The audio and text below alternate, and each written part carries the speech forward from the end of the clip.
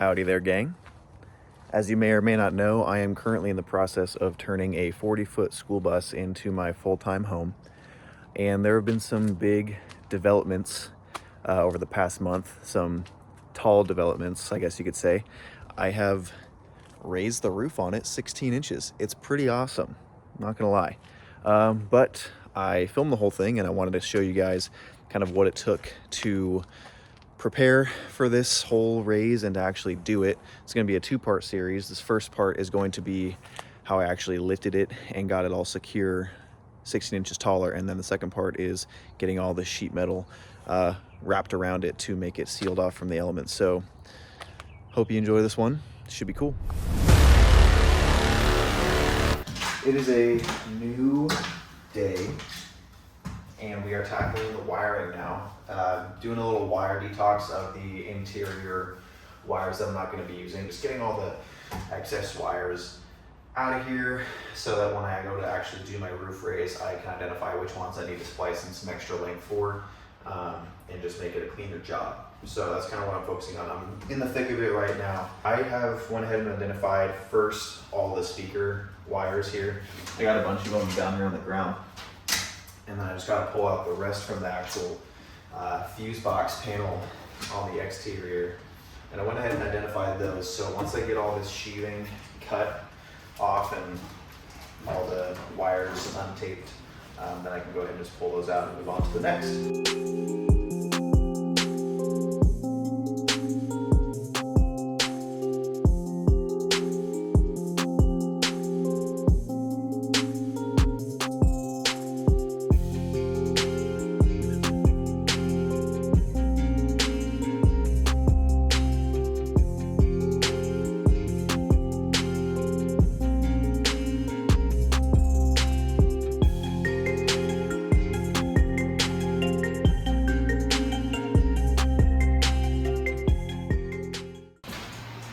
Okay, so I've pulled out the lighting, interior lighting, and interior speaker wires, and that wasn't too terrible, but really doesn't look all that different.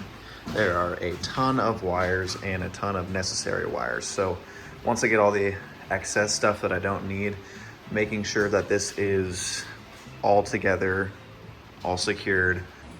And if you're curious how I'm kind of doing this in terms of figuring out which of these wires is which down in the fuse box, which I'll show you in a second. Each of these wires, and a lot of you probably already know this, but this is what I found out. So these wires have little number and letter codes on them. So like you can kind of see, maybe not, but this one has a little number there. And then when I get down to the fuse box, I just match it up.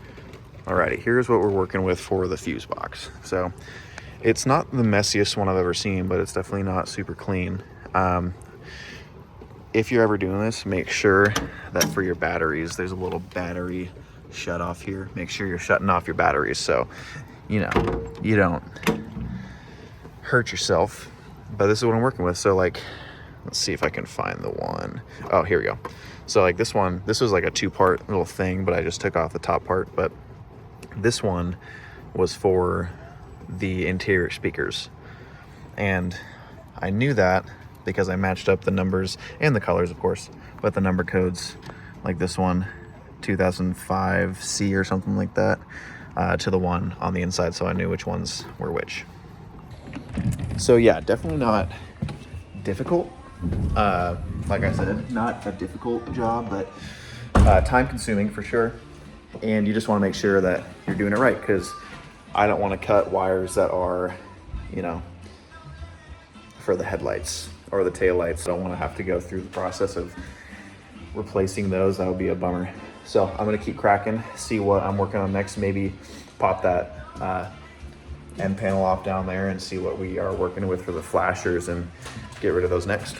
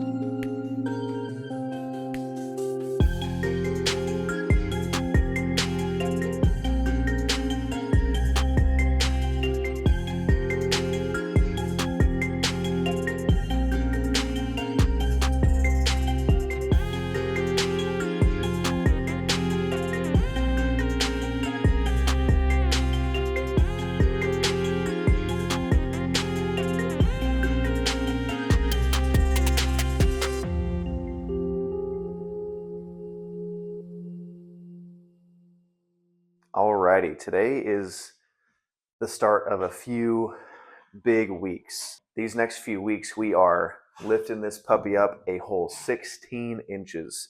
Pretty wild. I'm just going to go ahead and walk you guys through kind of the preparation for that because I still have a lot to do before we actually lift it up. So I'll kind of just show you what I'll be doing for the next couple weeks before we start the big lift day. So the first thing I kind of got to do is take care of the rivets. So I'm going to start with the rivets on the front and the back caps. So when I'm reattaching the bus, I'm going to be using 1/4-inch pop rivets or blind rivets, as they are sometimes referred to. Basically, pop or blind rivets allow you to rivet from one side without having to have somebody on the other side or have a bucking bar on the other side to kind of flatten it and squeeze it into the metal. It'll just do it itself.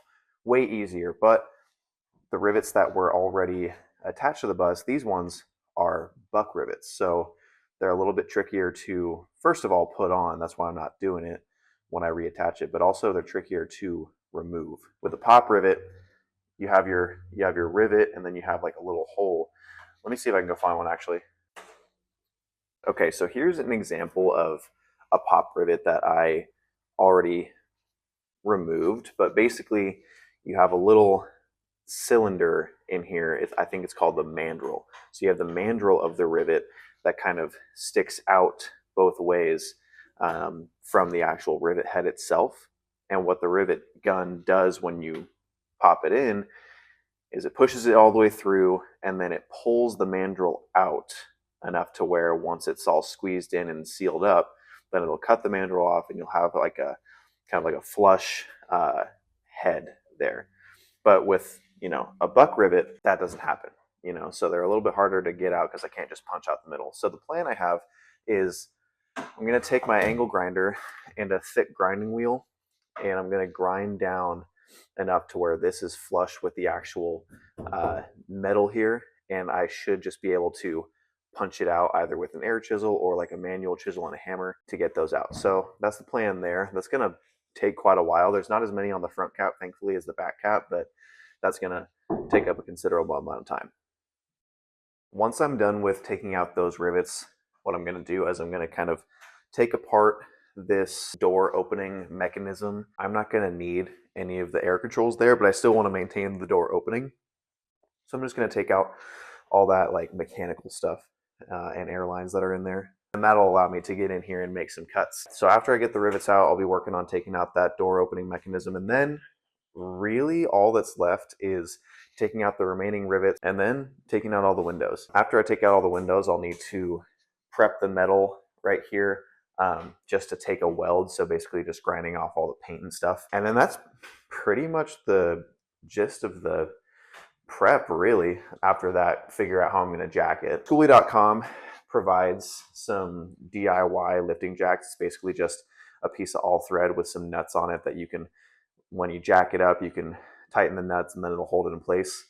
So I might try to make one of those myself. I'm not really sure how I'm going to jack it up yet, but that'll be something to figure out in the next couple weeks. I already got all my sheet metal cut to size, which was super cool. Metal Supermarkets in Everett.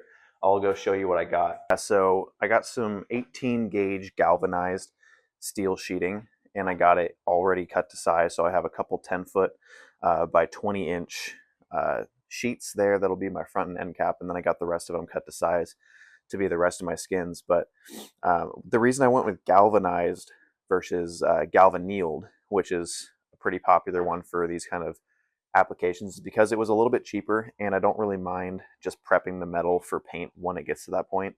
The difference between galvanized and galvannealed, from my understanding, is basically galvannealed is just galvanized that goes through an initial annealing process to make it a little bit more robust, and it basically forms a zinc iron alloy, which essentially means that you won't have to etch it and prep it for paint. You can just paint right on it. I felt like galvanized was just fine, and essentially all I need to do is etch it myself and remove all the oils so that it'll actually take some paint. And other than that, it performs basically the same from my understanding. I'm going to go ahead and get to taking these rivets off. Catch up with y'all later. So I've taken out one, and here is the one I removed, and it just went clean out, super easy. And I'm just gonna show you guys kind of what that looks like here. Okay, this thing is pretty precariously balanced here. I'm gonna go ahead and attack this one right here, I think, and you can see that just fine. I'm just gonna grind it out here until it's flush, and then I'm just gonna take a hammer and a punch and just punch it out. Cover your ears, it's pretty loud. Oh, almost just ended the series here. Which one did I say I was gonna do? This one? I think this one. Going for this one. Okay, cover your ears.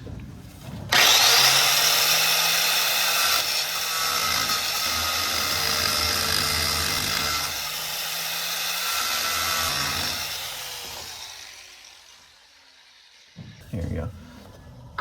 And then, just if you can remember where it is and get an angle on this hammer.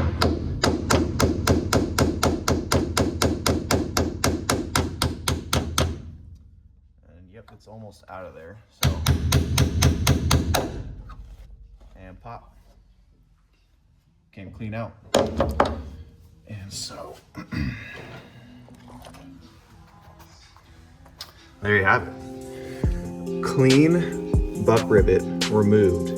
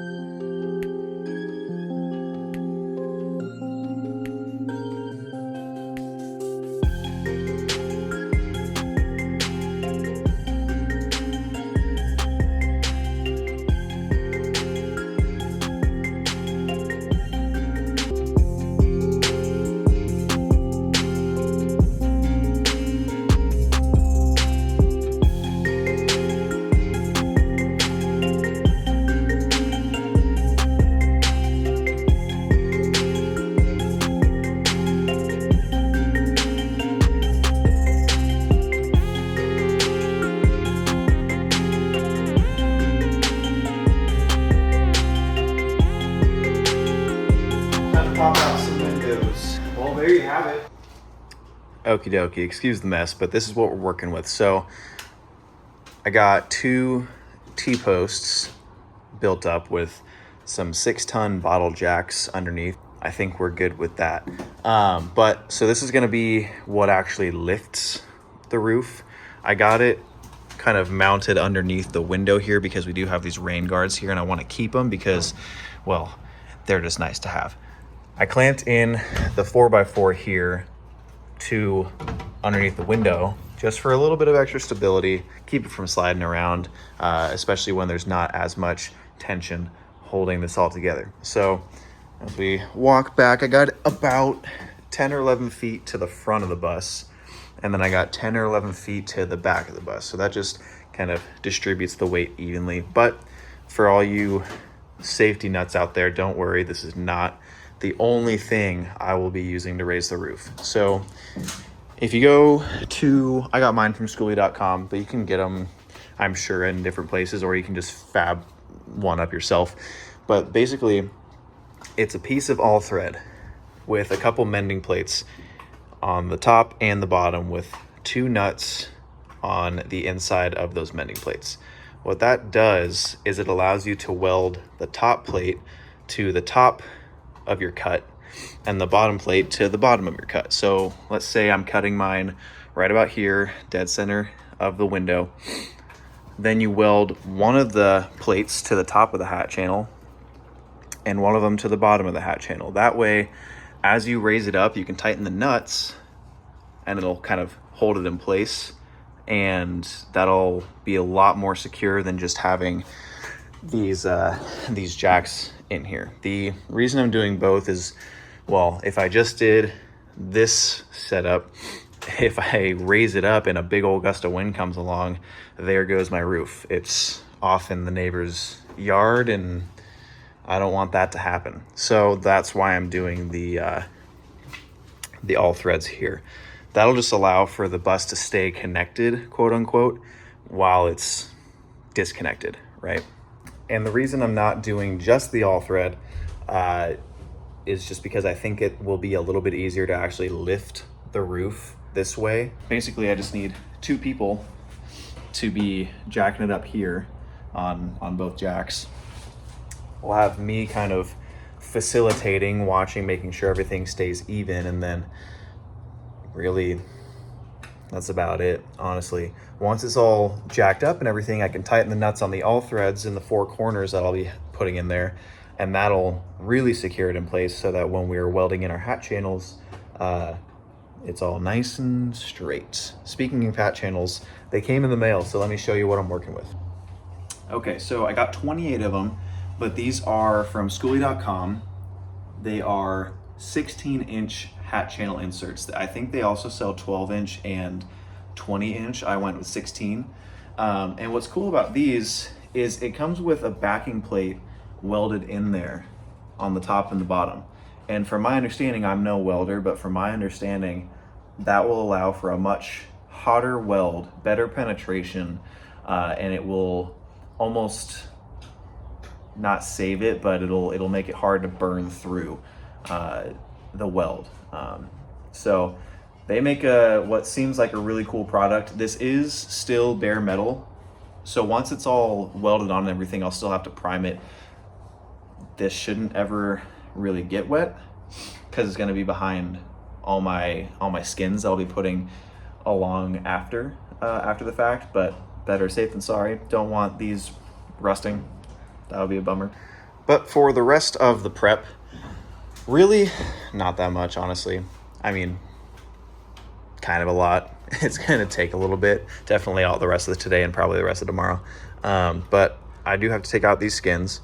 So each of these skins has what looks like 6 rivets. 1, 2, 4, 6 there. So I'll have to take those rivets out, pop these outer skins off so that I can actually insert my my hat channel. And then after that, I have a few more rivets in the back to grab, and then I can start making some hard cuts. So I'm trying to do it in a way where I just use the Skoolie.com hat channel inserts wherever I possibly can. So obviously I can use them in the middle of the windows all the way down. But I mean, if you look at it, these are hat channels too. This one and this one. Well, not so much this one. Well, maybe that one. I don't know. This one for sure. So I'm like, well, I want to use the hat channel. And I'm cutting over the door right here because I want to keep this door mechanism able to open. So I'm actually cutting right about here and raising it up that way. And if I do it in such a way where I can keep the cut before it rounds off, I should be able to use the hat channel. Same with this side too. I'm keeping this whole configuration here for the window. So if I cut right about here, this is before it rounds off, so I can just use the hat channel right there. And then the same goes for the emergency door. So I'm trying to use those hat channel inserts as much as possible, but I'll definitely have to use some dimensional steel tubing to kind of attach other sections that I can't get a hat channel into. But it's coming together. I'm pretty pumped about this. I'm gonna move on to the skins for now of the hat channels, and I'm attacking this the same way that I attacked the front and the back cap rivets, because these are buck rivets as well. So all I'm doing is I'm taking my angle grinder and grinding it down and then popping it out with a punch. It's pretty straightforward, just a little bit time consuming. And then there's, of course, one rivet that's on the top that goes through the rain guard and the skin. And of course it's in the corner there, so it's hard to get to with my angle grinder. So I might have to take this whole configuration off, which is unfortunate, but you know, you gotta do what you gotta do. Yeah, gotta do what you gotta do, I guess, but we shall see.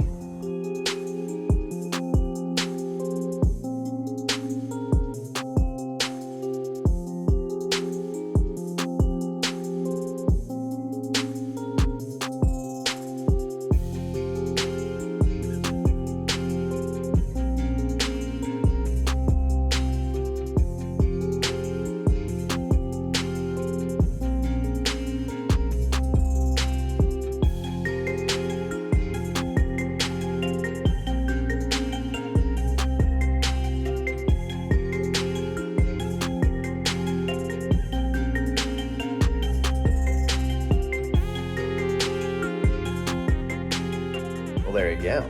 There you go. One of many skins taken off. Look at this. Bluebird's really out here thinking about the kids, man. They insulated the inside of the hat channel. It's pretty cool. Don't know how much of a difference it really makes, but you know, the more insulation, the better. It's pretty cool. That wasn't too bad at all. That oscillating tool makes it pretty easy to do. So yeah, just gonna keep cranking that out, and then I haven't done any of the rivets on the opposite side right over there, so get that done and move on to the rub rails and yeah.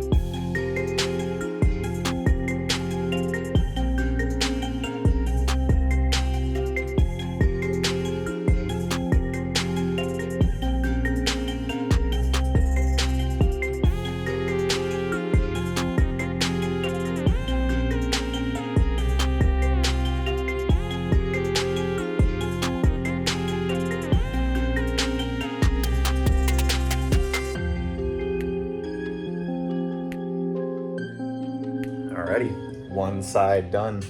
I got all the skins off of the hat channels on the driver's side, and now I got to move on to the other side. Couple things though. So I'm not entirely sure what I'm gonna do yet about the skins by the emergency door here, and then the corner in the back, and then the driver's side window skin. I think what I'll end up doing is I'll just cut through the hat channel and the skin entirely and see if I can't just kind of get the skin kind of tucked behind it. I'm not entirely sure, because I'm not skinning over this whole door. I'm just skinning up until this point, and then I have a patch that's going to go up here, and then skinning from this point down. And then for the back corner, it's pretty easy. Just tuck it behind that one side of the skin and use the same rivet holes to rivet it back in. But that wasn't too bad, and yeah, that oscillating tool rocks, man. Makes it way easier. It's definitely gonna make it a lot easier to get those hard to reach rivets on the back cap too, which is pretty awesome. So I shouldn't be too long until I have all this done. So yeah, I'll catch up with you when I finish. Doink. Done. It's hot in here, especially with the tarps down. It sucks that I need the tarps, and it was hard to get the skins peeled off with the tarps in the way. That was a bummer. That took, I want to say like 3 hours total between getting here, having to run to Home Depot to get a blade for my oscillating tool, coming back, taking a little snooze or rooney on my hammock here and playing with the dog a little bit. So all in all, working probably about an hour and a half. But it is hot in here. Having these tarps covering everything, keeping the breeze out, is a huge bummer.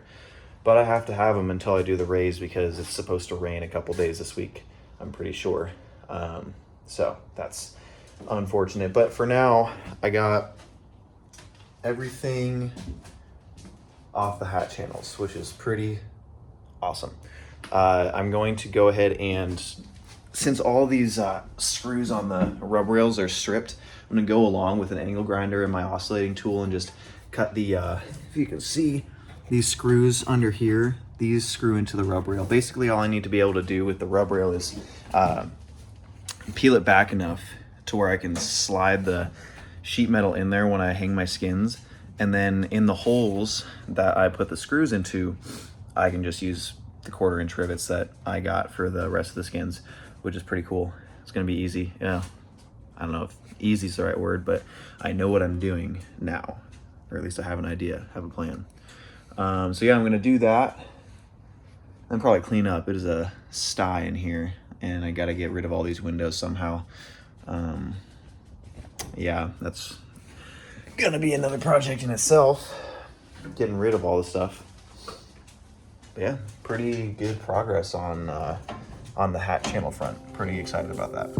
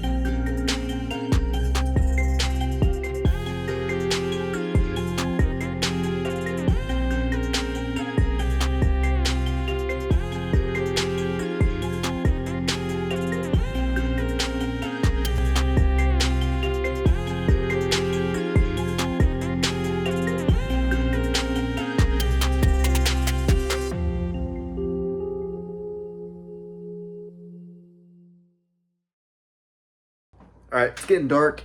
I did not keep forgetting to get lights, but the tarps will be gone next week. But then I put sheet metal over everything, so I definitely need to get some more lights. My old ones went out, but I got the top row of screws out of the entire length of both sides of the rub rail.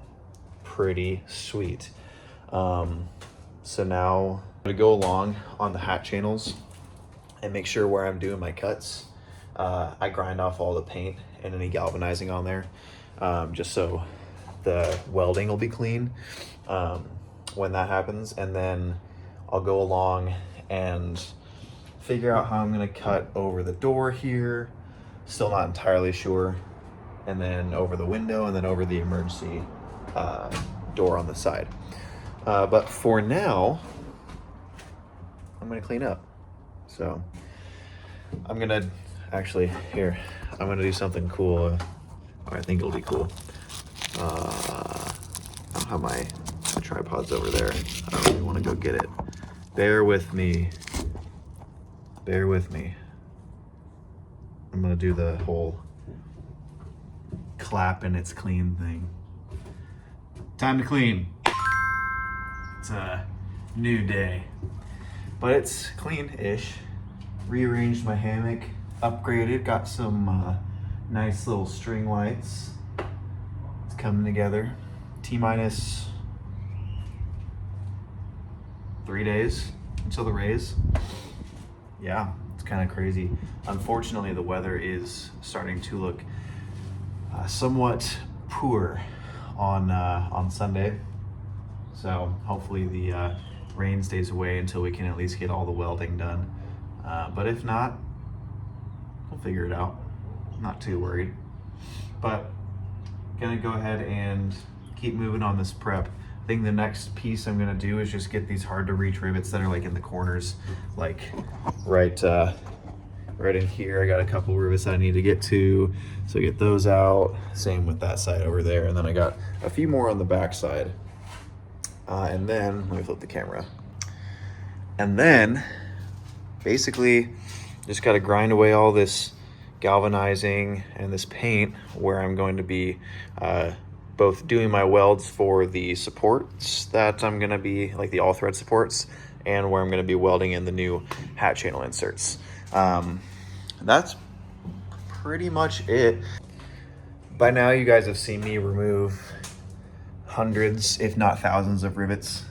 So I'll just go ahead and catch up with you guys once I'm done removing the rivets, and then I'll show you guys kind of what I'm going to be doing to grind away the paint and the galvanizing on the hat channels, and then move on to planning out my cuts. Whoops. Okay, here's the plan for how I'm going to cut around the emergency door on the side. So I went ahead and pulled off, there was a panel, there's panels like these kind of all around, but there's like, they're doubled up here, right here, and on the other side of the emergency door. So I took off this panel here, took out all the rivets, and it just gives me a better visual of kind of the inner workings and what's attached to the hat channels where. So here's my plan. Essentially, all I need to do from this point, since I removed all these rivets on this panel, is remove a rivet right here, a rivet right here, and do the same on the other side. So once I remove those rivets, I can cut right directly underneath, kind of like the top windowsill line. And that way it cuts over this door frame, just barely, pretty much perfectly cuts right over that door frame, and do the same thing on the other side. And then just peel the skin back here that's behind here. Just peel it back a little bit so that it actually lifts off. And so once I do those cuts, everything should just raise, and all the skins on the outside should stay right where they are. And then when I can come in with my metal patch, that's gonna be basically, it's like a 20-inch wide piece by 30 inches, and just sticks right there.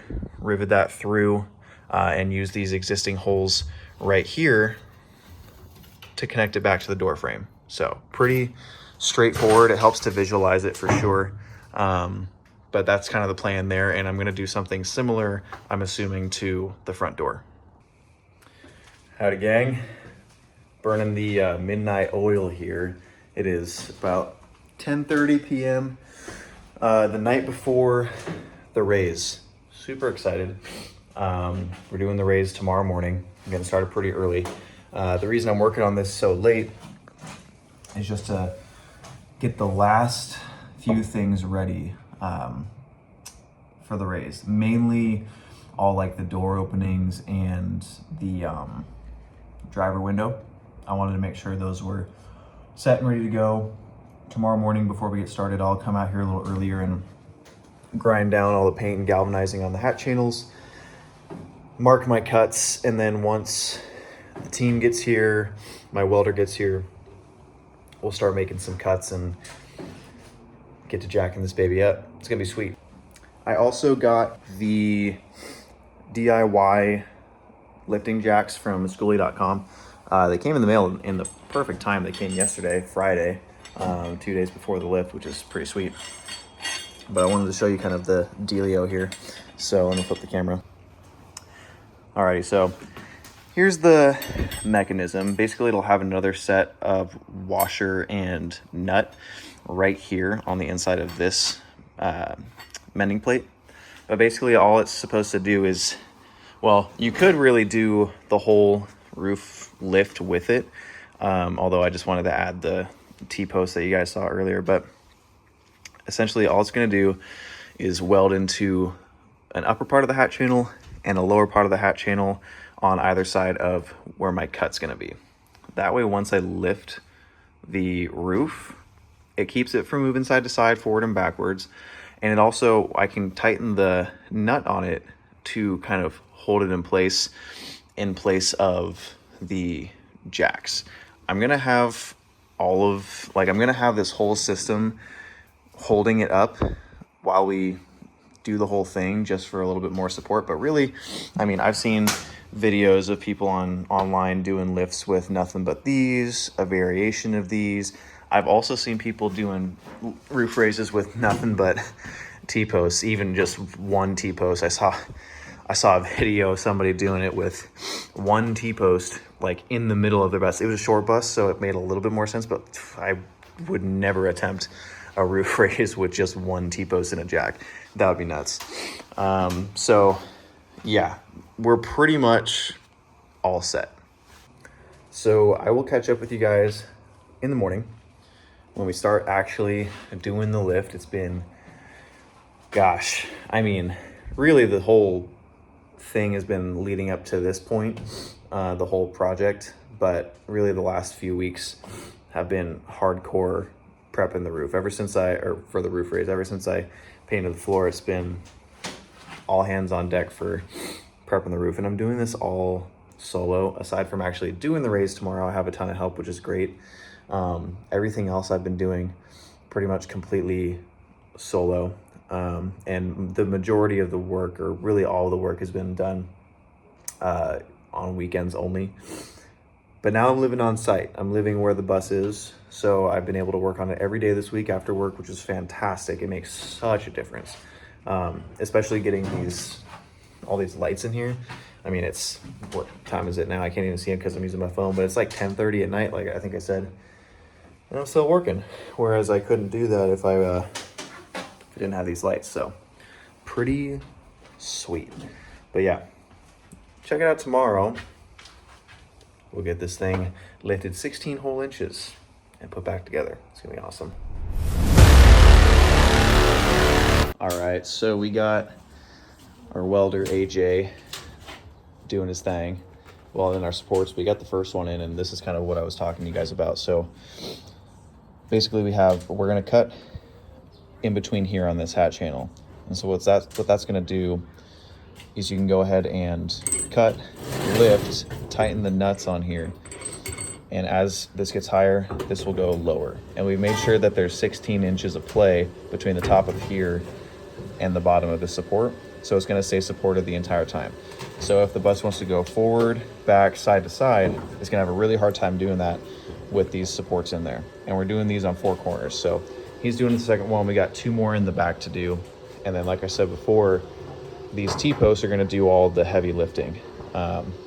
Those are just for auxiliary support. So I'll check in with you guys once those are all taken care of.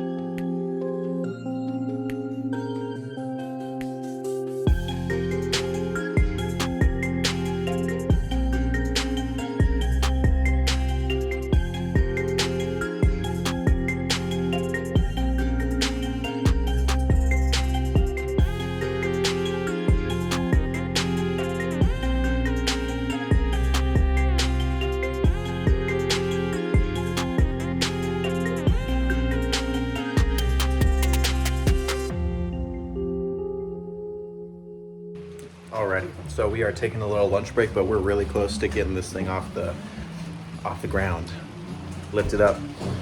We got a couple more cuts to make in the front. I went ahead and cut all the hat channels along.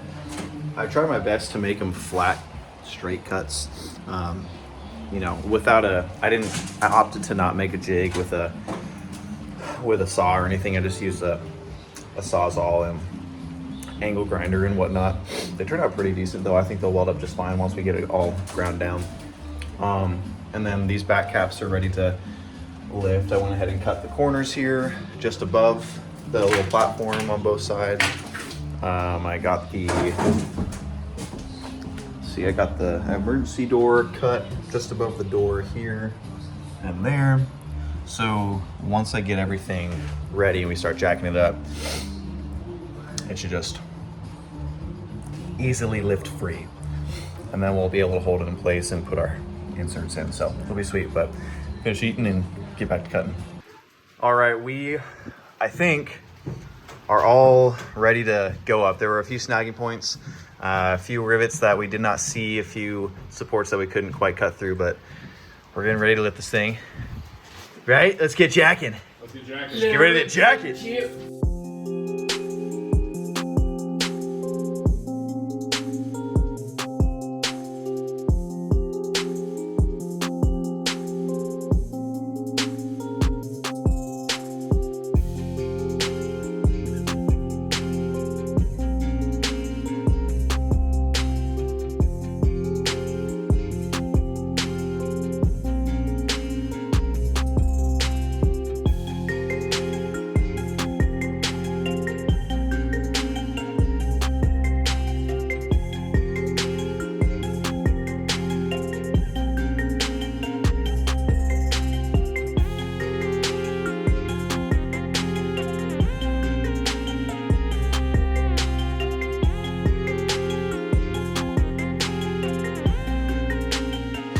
All right, it might seem like it's late to you. That's because it is. We went through some trials and tribulations today. We had an on-site injury. Everybody's fine. Well, will be soon. And our welder had to go home. He had a 4.5-hour drive and he had to get out and fly in about 6 hours. So he was being a trooper, staying as late as he did, but we're not even close to getting everything welded in. We've got Jackson here learning how to weld for the first time ever. We're gonna see if I can learn how to weld for the first time ever. Never tried it. And see if we feel confident enough to try to weld some of these on. I feel pretty confident in the fact that the roof being raised how it is and being welded in the spots that it is, if we just left it as is right now, it would be fine for another week, especially with the tarps up. Ideally, that wouldn't be the case, but that might have to be what we do because our welder might not be able to get back until then. So we're gonna see if we can figure this this stuff out. It's not gonna be pretty, but maybe we'll get it done. Who's to say?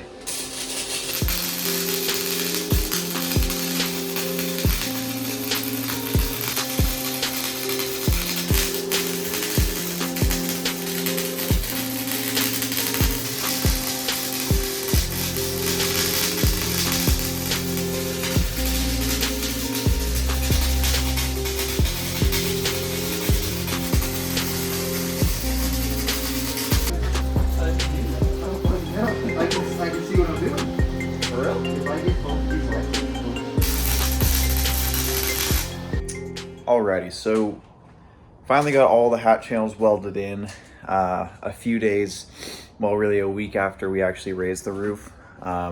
Mostly in part to having to work during the week, so I couldn't work on it during the daytime. I had to wait until after work. Plus the first couple of days was really kind of teaching myself the basics of welding because I've never done it before this project.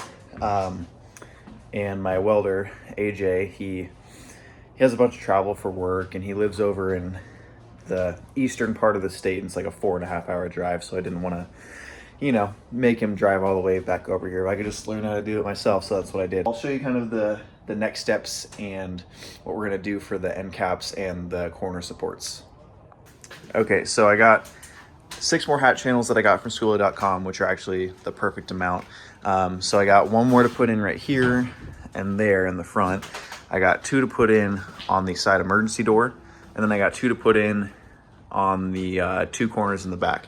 The difference in these hat channels versus the other ones that I've done is that they're kind of doubled up on the inside. If you can see that right there, they have kind of like an inner hat channel section in them, which I'm going to keep in there, of course, but that means that the backing plate that comes with the hat channels can't fit in there. So I'm just going to have to cut off the backing plate on the hat channels on the top and the bottom and just weld them in without that. That shouldn't be too much of an issue. But the plan that I have for the back caps. So right now, really, I could just leave this as it is, of course, with like some corner supports there and there. I could leave it as it is and just rivet the sheet metal that I'm going to have into the existing holes, which I'm going to plan on doing anyway. But the problem with that is it'll be really floppy. It doesn't have any support, right? Like this thing's going to be flopping in the breeze going on the highway if I don't support it with some structure. So the plan is to do tube steel, do a big, about 8-foot long section right here that's going to be riveted into, make it a little more sturdy. And then we're just going to have some vertical supports going down, probably 4 vertical supports going down with some more tube steel there. And then just repeat the process on the front side, just slightly modified because the front is slightly shorter this way and a little bit rounded. So I'll just have to make some slight adjustments there, but same principle. It's pretty straightforward.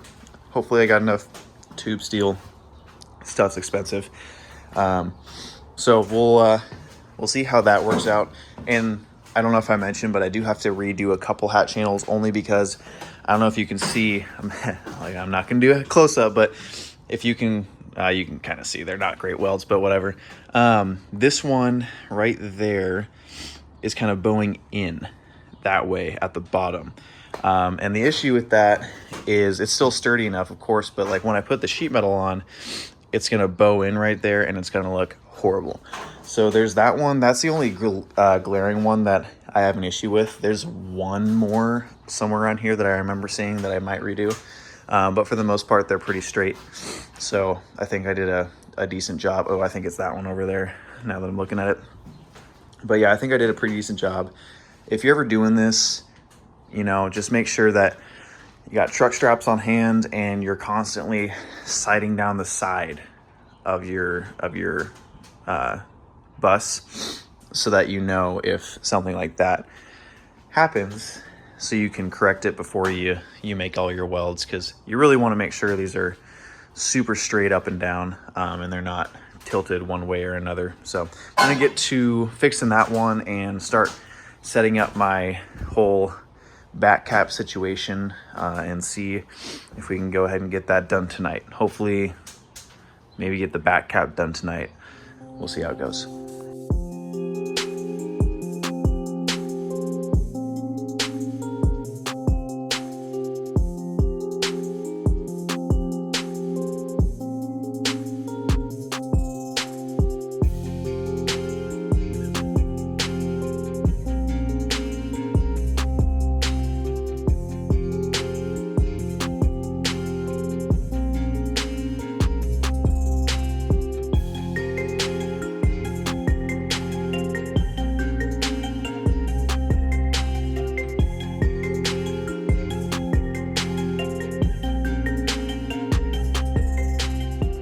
Alrighty, y'all. Exciting reveal time. Everything has just been completed. The roof raise is officially raised and done. So I'm gonna flip the camera, show you what I got done, and talk a little bit about it. Pardon the mess, but check this out. Not too bad. I just now ran out of primer, finishing these guys up, so I got to run to Home Depot and get a few more cans there. But we're burning daylight, and I wanted to get this video over. So starting at the back, got all the hat channels welded in on both sides. We can still open the emergency door, still open the front door, still open the rear emergency door, which is really sweet. Additionally, we added these supports on the front and end cap. The purpose for this really is just to give the back cap skin up here just a little extra structure. Basically, if we were to just rivet in the sheet metal there without this extra support, it would be really floppy. So that's why we did that. But we did that same thing on the front side. So right there. Dang, ain't she purty? What a beaut. Looks pretty sweet, all lit up. It's giving me summertime pergola vibes. She is up there. She is a tall girl indeed. I went ahead and cleaned up for you guys. Look at that. Chopped, raised, stitched back together and ready to take her skin on the outside. That's gonna be the next video. I'm gonna call it for this one. So in the next one, I'm gonna go ahead and start hanging skins. All my sheet metal is ready to go. Got some 18 gauge galvanized. Bailey's ready to play. She found her ball somewhere. I don't know where she found that. Yeah, 18 gauge galvanized steel ready to suit up on the exterior. Pretty exciting stuff. Didn't think this roof raise would get done, especially not in the time that it did. It only, well, it took a week. I won't say only took a week. That's kind of a long time, I feel like, but took a week. Learned how to weld in the process. That was pretty cool. Got everything primed and ready to take some water and not get all rusty. So that's pretty awesome too. But yeah, I don't know if I would do anything differently if I went back and did it again. Might hire a professional welder, but I do know that I would probably overestimate how long it's going to take me. When I was originally thinking about this, I was like, oh, I'm going to be able to get this roof raise done because we're going to start early in the morning. We're going to have a bunch of people here and we might even start hanging skins same day. Okay, buddy. A little ambitious there. Try a week and then maybe start hanging skins. Yeah, so overestimate the amount of time you think it's going to take. Some things that could have expedited the process a little bit, I think, include just preparing more. I really thought that I prepared as much as I could, but I could have made some cuts that took a little bit longer that day beforehand. Namely, the cuts in the corners here, especially over the door, that corner, and then the emergency door cuts. Those just took a little bit longer because I was trying to not cut the skin.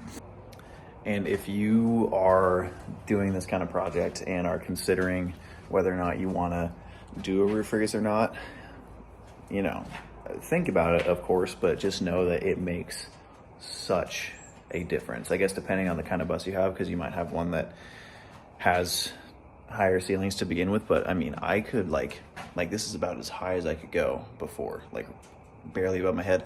I'm on my toes and I can hardly even touch the rib up there. It's just an insane difference, and I'm so happy that I did this because I originally wasn't going to, and it opens up so much more than just like height.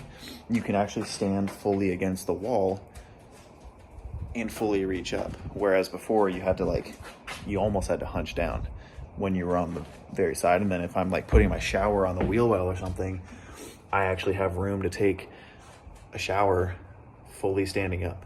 You know, it's just, there's so many benefits to doing a roof raise. And if you're thinking it's too difficult, just know that I have absolutely no experience with anything that I'm doing here at all, especially nothing fabricating or welding related, and I pulled this off. And if you're thinking, oh, it's gonna mess with the structural integrity of it, honestly, I couldn't tell you if it does or not. All I know is this thing is freaking sturdy. Let me tell you, it is not going anywhere anytime soon, especially with the sheet metal on the outside, with my framing on the inside. Spray foam insulation, that stuff hardens like crazy. You know, with all those factors, I'm not concerned in the slightest about the structure of this thing at all. So, but yeah, I think I'm gonna call it here on this video and make the next video about how I'm gonna be putting the skins up. I'm gonna start that tomorrow, but this video is gonna be long enough for sure. And there's a lot to unpack from this video. So hope you guys enjoyed it. Thanks for tuning in. Make sure to come back for the next one. All the YouTuber stuff, hit that like and subscribe button. Or do whatever you want, I don't really care. But yeah, if you want to see more amateur bus building, go ahead and check back in for the next one. See ya.